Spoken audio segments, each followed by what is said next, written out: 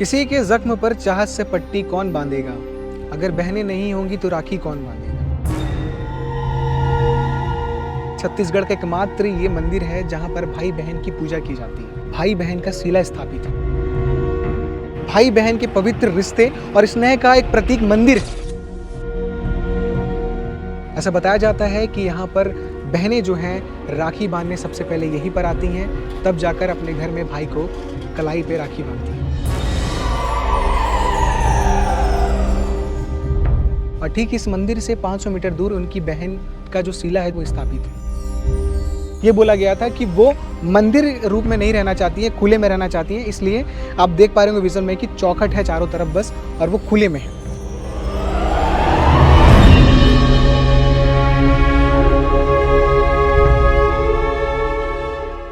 किसी के जख्म पर चाहत से पट्टी कौन बांधेगा? अगर बहनें नहीं होंगी तो राखी कौन बांधेगा? उस्ताद मुनव्वर राणा के नज़्म के चंद अशार मैंने पढ़े हैं, और ये जो चंद अशार हैं वो भाई बहन के स्नेह और उनके जो प्यार का पवित्र रिश्ता है उसको लेकर ये प्रतीक है। और ठीक ऐसे ही छत्तीसगढ़ के दुर्ग जिले में भाई बहन से जुड़ा हुआ भाई बहन के पवित्र रिश्ते और स्नेह का एक प्रतीक मंदिर है। और उस मंदिर के स्थापना और उस मंदिर के अंदर जो शिला स्थापित है उसके पीछे कई मान्यताएं हैं, कई किंवदंतियां जुड़ी हुई हैं जो पूरे प्रदेश भर में मशहूर है। और इस वीडियो में हम कोशिश कर रहे हैं रक्षाबंधन के अवसर पर कि इस मंदिर से जुड़े हुए तमाम मान्यताएं और इतिहास आप तक लेकर आएँ, क्योंकि छत्तीसगढ़ का एकमात्र ये मंदिर है जहाँ पर भाई बहन की पूजा की जाती है। भाई बहन का शिला स्थापित है और इसके पीछे भी कई किंवदंतियां हैं। ऐसा बताया जाता है कि यहाँ पर बहनें जो हैं राखी बांधने सबसे पहले यहीं पर आती हैं, तब जाकर अपने घर में भाई को कलाई पे राखी बांधती हैं। इसलिए इस मंदिर में तमाम बहनें पोला में, भाई दूज में और रक्षाबंधन में यहाँ पर आती हैं। और रक्षाबंधन में सबसे पहले यहाँ पर राखी बांधते हैं, उसके बाद ही अपने घरों में जाकर अपने भाइयों की कलाई में राखियाँ बांधते हैं। इस मंदिर में जो शिला स्थापित है वो है साजा राउत देवता की।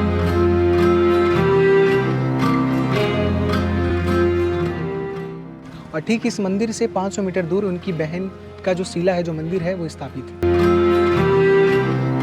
इस मंदिर और इस शिला के स्थापित होने के पीछे का जो इतिहास है वो इस तरीके से है कि कुछ इतिहासकार ऐसा बताते हैं कि जो शिला है ये कब स्थापित हुआ ये किसी को सही तरीके से जानकारी नहीं है, ना बड़े बुजुर्ग सही तरीके से जानकारी दे पाते हैं। कुछ साहित्यकार ऐसा बताते हैं कि 200 साल पूर्व पहले ये शिला यहाँ पर स्थापित हुआ था, इसके बाद धीरे धीरे मंदिर का रूप लिया। इस मंदिर में जो शिला स्थापित है, जिनकी तमाम लोग यहाँ पर पूजा करते हैं, वो है साजा राउत देवता, जिनका यहाँ पर शिला स्थापित है।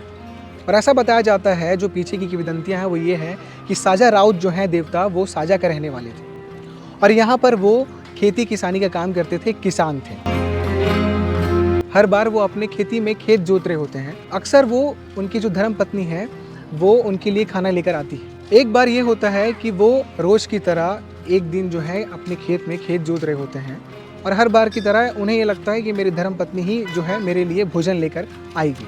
पर होता यह है कि उनके घर में कोई मेहमान आ जाता है, जिस वजह से उनकी धर्म पत्नी खाना लेकर नहीं जा पाती है। तो धर्म पत्नी जो है साजा राउत की बहन को, अपनी ननंद को, उनके लिए एक भोजन तैयार करके भेजती है, टोकरी में बासी और बरी की सब्जी, और वो लेकर खेत की तरफ जाती है। ऐसा बताया जाता है, जो किंवदंतियां हैं, कि उस दिन काफ़ी भीषण गर्मी थी, तो साजा राउत जो देवता हैं वो निर्वस्त्र होकर खेत जोत रहे थे क्योंकि काफ़ी भीषण गर्मी थी। और उसी हालत में उसी वक्त उनकी बहन जो है भोजन लेकर उनके पास चले जाती है। और वो जैसे देखते हैं साजा राउत कि मेरी बहन ने मुझे निर्वस्त्र देख लिया है, और बहन भी देखती है कि मैंने अपने भाई को निर्वस्त्र देख लिया है, तो उसके बाद जो साजा राउत देवता है वो तुरंत लज्जा से भर जाता है और बहन भी लज्जा से भर जाती है। और जो साजा राउत देवता है वो तुरंत भगवान से प्रार्थना करते हैं कि इस चीज़ को मैं बर्दाश्त नहीं कर पाऊँगा, मुझे पत्थर में तब्दील कर दिया जाए, मुझे पत्थर बना दिया जाए। और वो धीरे धीरे पत्थर का रूप ले लेते हैं। और जो बहन है उनकी, वो भी सीधा उसी वक्त पलट जाती हैं और लज्जा से भर जाती हैं, और वो सोचती हैं कि अब मैं गांव में कैसे अपना चेहरा दिखा पाऊंगी और मैं इसको कैसे बर्दाश्त कर पाऊंगी, मुझे भी पत्थर बना दिया जाए। और वो भी धीरे धीरे पत्थर में तब्दील हो जाती है, शिला बन जाती है। इसके बाद ऐसा बताया जाता है कि वो शिला गांव वालों को समझ में नहीं आ रहा होता है। फिर गांव वाले पहुंचते हैं तो कुछ गांव वाले जो हैं खुदाई करते हैं, तो वो जो पत्थर है, जो सीला है, वो बढ़ता चला जाता है, क्योंकि जिस वक्त ये पत्थर में तब्दील होते हैं कुछ हिस्सा ज़मीन में धंस जाता है और कुछ हिस्सा बाहर रहता है, दोनों का सीला। पर उसी समय एक बैगा होता है गांव में, और उस बैगा को सपने में ये चीज़ आता है कि वो जो पत्थर है, वो सीला है, वो साजा राउत देवता है, और वो कहते हैं कि मैं एक देवता हूँ और कुछ दूर मेरी बहन जो है उसका भी सीला वहाँ पर स्थापित है, और वो भी शीतला माता है। जिसके बाद जो बैगा है वो आता है, गांव वालों को बताता है, तो गांव वाले जो है लकड़ी से पहले शुरुआत करते हैं, मंदिर का एक रूप देते हैं, जिसके बाद धीरे धीरे कई सालों बाद मंदिर के रूप में स्थापित हो जाता है। और इस मंदिर की मान्यता ये प्रसिद्धि है कि जो भी बहनें यहाँ पर आती हैं, जो भी लोग यहाँ पर मुरादें, जो मन्नतें लेकर आते हैं, वो पूरे ही होते हैं। इसलिए ये मंदिर काफ़ी प्रसिद्ध है, और छत्तीसगढ़ में एकमात्र भाई बहन का मंदिर है जहाँ पर सीला का पूजा किया जाता है। हम कोशिश करेंगे कि इससे जुड़े और भी जो किस्से हैं आप तक लेकर आएँ, और जो इनकी बहन की जो मंदिर है, जो सीला है, जो स्थापित है, वो भी आपको दिखाएं, और उसके पीछे भी अगर कुछ कहानी है, कुछ किंवदंतियाँ हैं, तो वो भी आप तक पहुँचे।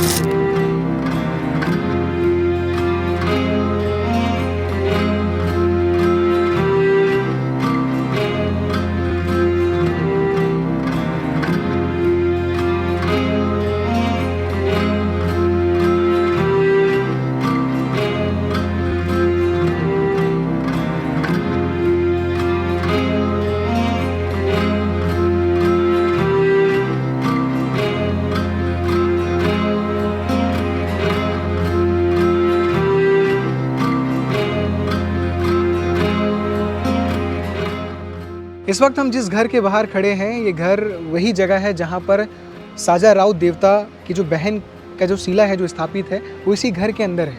जब हमने घर वालों से बातचीत की तो उन्होंने जो जानकारी दी है वो हम आपको बता रहे हैं। उन्होंने बताया कि जो ये ज़मीन है, ये राम प्रसाद जी की ज़मीन थी, वो कहीं बाहर काम में कार्यरत थे। उन्हें एक दिन सपना आता है कि जो साजा राउत देवता हैं, वो सपने में आकर बोलते हैं कि जो मेरी बहन की जो सीला है वो वहाँ पर है, आप वहाँ पर जाकर उसे सही तरीके से स्थापित करिए। जिसके बाद राम प्रसाद जी आते हैं, उनकी ज़मीन पर ही वो सीला मौजूद था। वो देखते हैं तो सीला जो है वो अलग तरीके से रखा हुआ था। जिसके बाद सपने में जो उन्हें बताया जाता है वो ठीक उसी तरीके से करते हैं, 100 ईंटे से उसे स्थापित करते हैं उस सीला को, और जो उनकी बहन का जो सीला है वो स्थापित होता है, और फिर पूजा पाठ शुरू की जाती है। उसी सपने में उन्हें ये भी बताया गया था, तो जिस तरीके से घर वालों ने जानकारी दी है कि उन्हें ये बोला गया था कि वो मंदिर रूप में नहीं रहना चाहती हैं, खुले में रहना चाहती हैं। इसलिए आप देख पा रहे होंगे विज़न में कि चौखट है चारों तरफ बस, और वो खुले में है। जिस तरीके से घर वालों ने जानकारी दी है, जो जिस तरह का जो सीला है, सीला में ये उन्होंने जानकारी दी है कि सीला के ऊपर का जो ऊपरी भाग है उसमें बटकी रखा हुआ है। उस दौरान जब वो खेत जा रही थी अपने भाई के लिए, बटकी में खाना लेकर बासी और बरी, उसी दौरान ये घटना हुई थी। जिसके बाद जो है वो पत्थर में तब्दील हो गई थी। तो तब से जो है ऊपर का जो हिस्सा है, जिस तरीके से बताया जा रहा है, घर वाले जानकारी दी है, वो जो ऊपर का आकृति है वो बटकी की आकृति, जिसमें जो बासी और बरी की जो सब्जी थी वो मौजूद थी। तो इस तरीके से छत्तीसगढ़ में एकमात्र प्रसिद्ध भाई बहन का मंदिर, जिसमें साजा राउत देवता वहाँ पर स्थापित है, उनका सीला स्थापित है, और यहाँ पर इनकी बहन का सीला स्थापित है।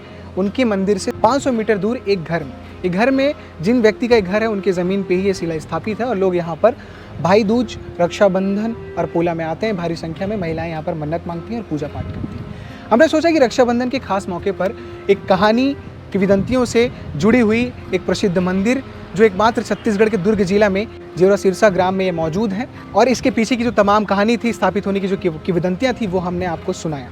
हमारा ये प्रयास और हमारी ये कोशिश आपको कैसे लगी, कमेंट बॉक्स पे ज़रूर बताइएगा। हम ऐसे ही और भी प्रसिद्ध और किंवदंतियों और इतिहास से जुड़े हुए तमाम चीज़ें, तमाम कहानी आप तक लेकर आते रहेंगे। बने रहिए केपी न्यूज़ के साथ। शुक्रिया।